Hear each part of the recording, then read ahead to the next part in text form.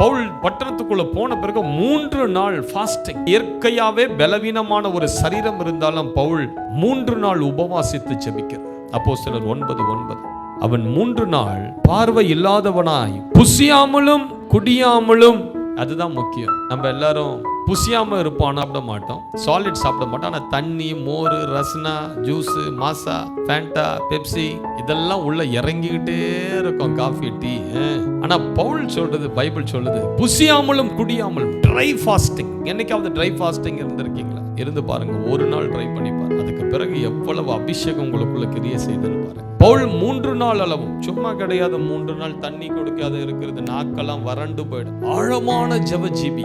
இயேசுவை சந்தித்த பிறகு ஒரு மனுஷன் பாவத்தை விட்டு வெளியே வந்த பிறகு, இயேசு கல்வாரி ரத்தத்தால கழுவப்பட்ட பிறகு அவன் ஒரு ஆழமான ஜெப ஜீவியத்தில் அவன் இருக்கணும். You should have a prayer schedule, prayer timing. தேவனோடு கூட ஆழமான உறவு கொள்ளணும். சில பேர் ஜெபம் சொல்லிட்டு ஆவிக்குரிய புத்தகங்கள்லாம் வாசிச்சிருப்பாங்க, அதெல்லாம் ஓடாது ரொம்ப நாள். ஜெபம் சொல்லிட்டு அப்பதான் கண்ட சர்மன்ஸ் எல்லாம் யூடியூப்ல கேட்கறதும் மெசேஜ் கேட்டுக்கிட்டு. ஜெபம் என்பது தேவனோடு கூட உறவாடுகிற நேரம். அந்த நேரத்தில் ஆவிக்குரிய புத்தகங்களை வாசிக்கிறது, அதை கேட்கறது, மியூசிக் போட்டு இதெல்லாம் இருக்கக்கூடாது. தேவனும் நீங்களும் தான். அதுக்கு நடுவில் எந்த ஒரு மியூசிக்கோ டிஸ்டர்பன்ஸோ மெசேஜ் எதுவுமே டிஸ்டர்பே பண்ணக்கூடாது. தேவனோடு கூட உறவாடிக்கிட்டே இருக்கு. ஆண்டவரோடு கூட உங்க இருதயம் கனெக்ட் பண்ணி பேசிக்கிட்டே இருக்கு. பவுல் பாருங்க, புசியாம தண்ணீர் குடியாம தேவனோடு உறவாடு. எவ்வளவு அழுது இருப்பான். அந்த கண்கள், கண் பார்வை இழந்த அந்த கண்கள் இருந்து கண்ணீரா வழிஞ்சிருக்கும். ஐயோ ஆண்டவரே, நான் உங்களையா இவ்வளோ ஆண்டுகள் நான் வேதனைப்படுத்திட்டேன். ஸ்தேவானை நினைச்சு அழுதுருப்பான். என் நிமித்தம் அவன் கொல்லப்பட்டானே. ஐயோ ஆண்டவரே, நான் உங்களை எவ்வளவா வேதனைப்படுத்திட்டேன், எவ்வளவா நான் உங்களை துக்கப்படுத்திட்டேன். ஒரு உணர்வு,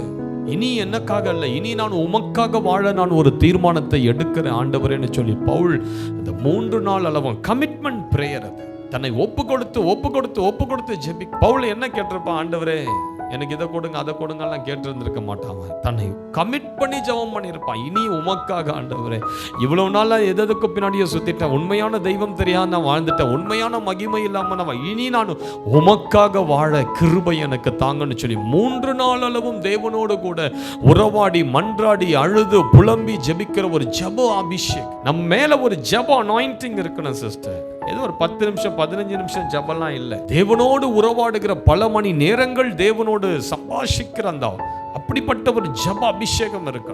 ஜெப அபிஷேகம் இல்லாதையும் ஜெபிக்க முடியும். ஆனா ஜெப அபிஷேகம் என்று ஒன்று இருக்கிறது. அந்த அபிஷேகம் உங்களை நிரப்புமானால் நீங்க பல மணி நேரம் ஜெபிக்கக்கூடிய ஒரு ஸ்லாக்கியம், ஒரு எபிலிட்டியை கர்த்தர் உங்களுக்கு தருவார்.